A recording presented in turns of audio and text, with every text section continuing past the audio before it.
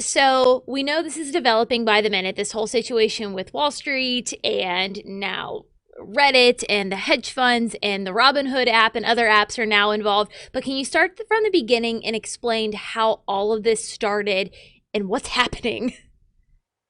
Sure. So if we look at it, there's a few stocks that have soared over 100% on multiple days, heavily driven by retail investors that like to use platforms such as Robinhood, the discount brokerage platform, and they're talking to each other on social media.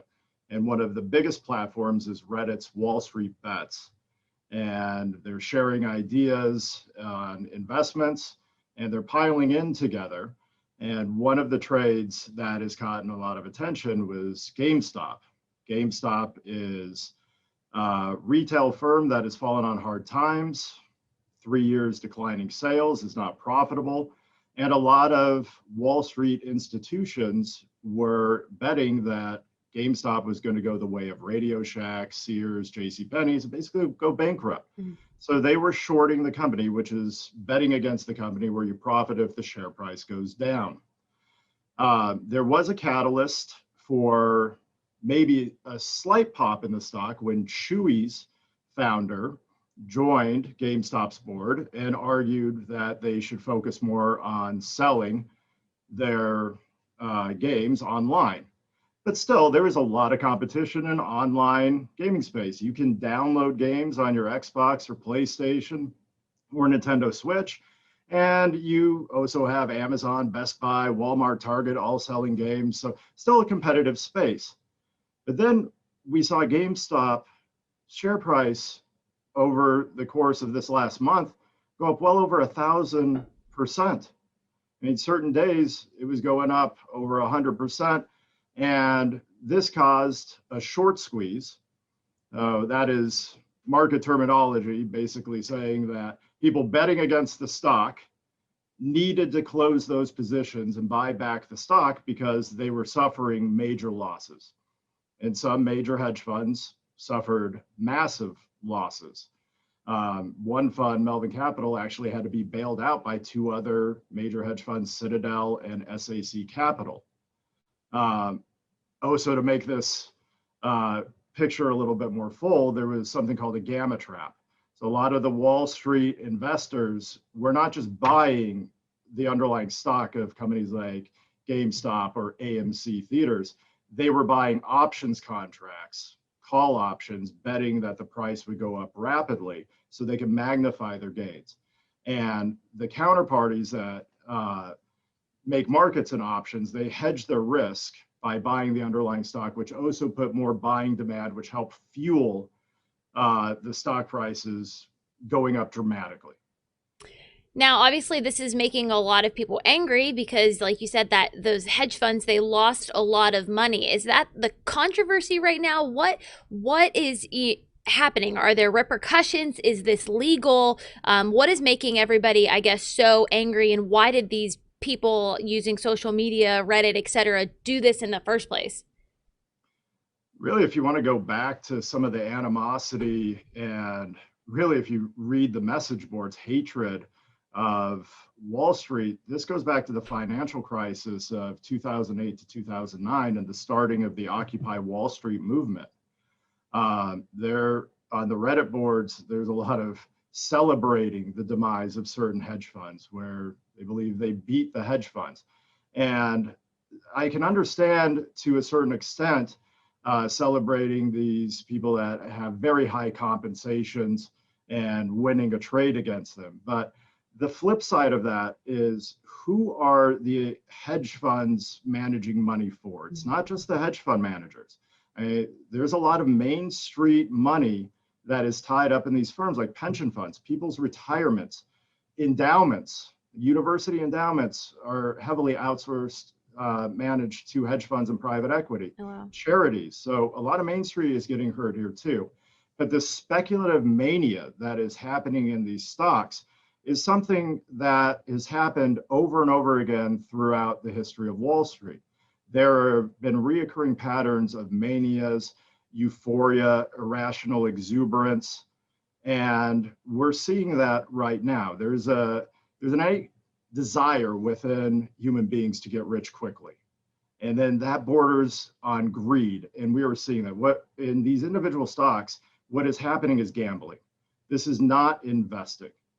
And what we've seen with different asset bubbles throughout time, we could go back to the tulip mania in Amsterdam a few hundred years ago, or just back 20 years ago to the dot-com bubble. Typically what happens is people make a lot of money on paper on the way up, and then they lose it all on the way down. And so for these retail investors, if any of your viewers are sitting out there on big paper profits right now, I think it's time to say, I have to be honest, I'm at a casino right now. Maybe it's time to take some chips off of the table and book some profits, because nobody ever got poor taking profits.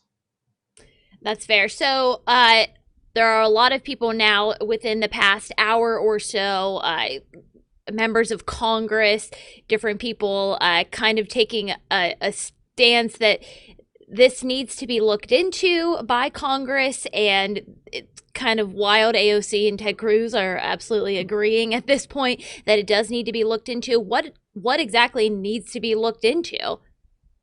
Okay, well, first off, it was pretty shocking today when Robinhood blocked trading on certain names, including GameStop and AMC, Mm-hmm. because yesterday the CEO of Robinhood was on one of your sister networks, CNBC, saying everything is fine and this is great and this is good for the average investor. And then to flip like that, it seems like they are getting some pressure, or at least their compliance departments are saying we might have the regulatory agencies coming down hard on us if we don't act now.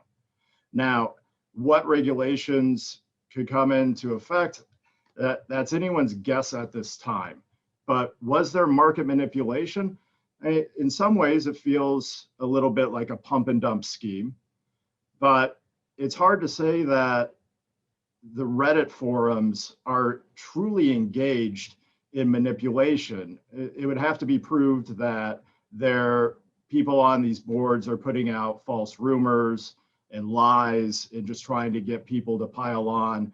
But in a lot of ways, I think a lot of these investors are playing more of a game. They don't think they're not looking at the valuation. Mm-hmm. In investing, price matters. What you pay for something truly matters. You shouldn't buy any asset at any price, and you should always ask yourself, are you being compensated for the risk you're taking? I don't think that's happening a lot here. And so if the eventual collapse of these stocks happen and a lot of retail investors are wiped out or steamrolled in this way, what kind of regulation come on?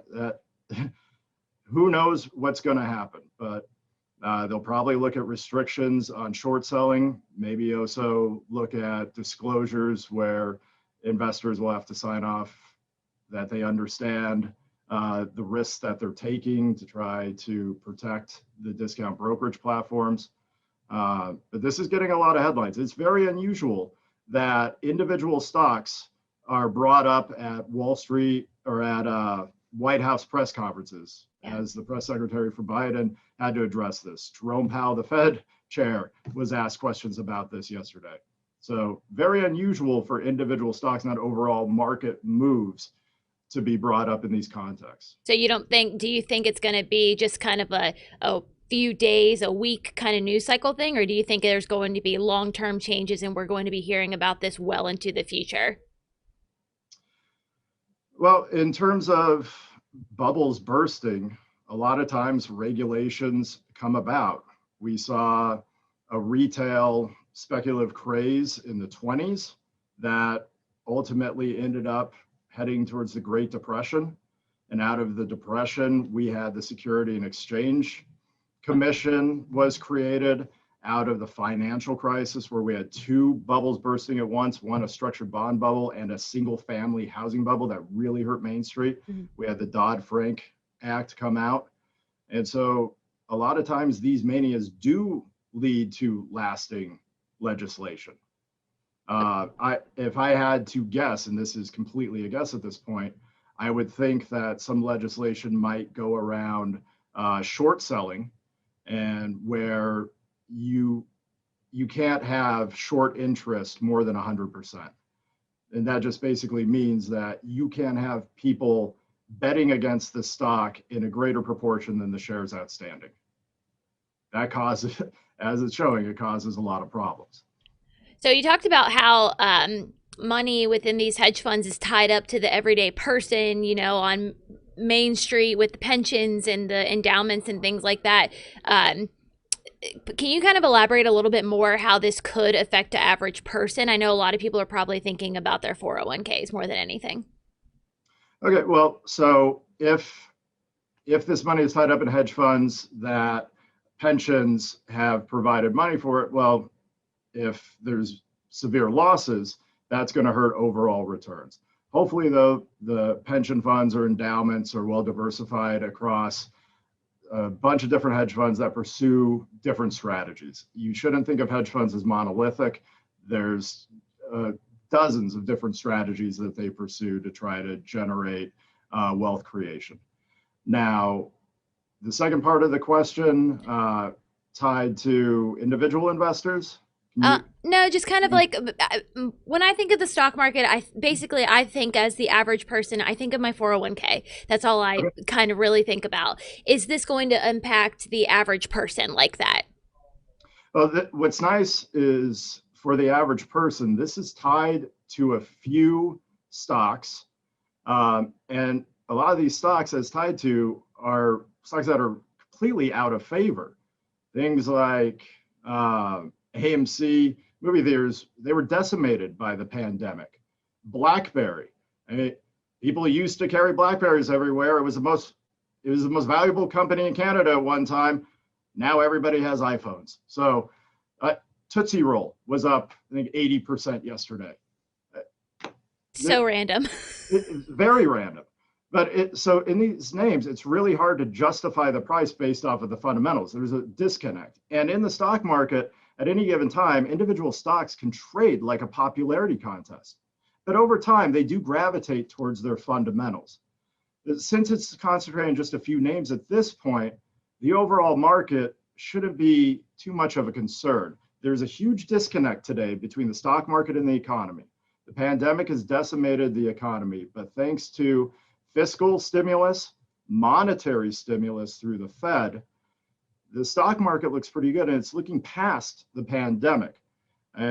We had positive returns in the US stock market last year, even though we had a severe sell-off from February to March.